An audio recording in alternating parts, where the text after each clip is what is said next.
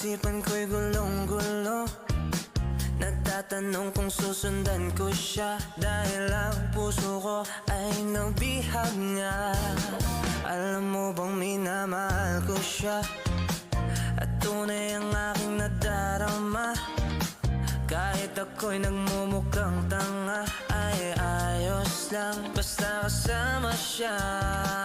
Kahit sabihin pa ng iba, nababaliw na akong talaga. Kahit merong ibang nagcha-cha-cha, nagrurumba, nagsasalsa. Pwedeng sabihin nyo to sa kanya, ang puso ko'y nahihirapan na. Ano pa bang pwede kong gawin na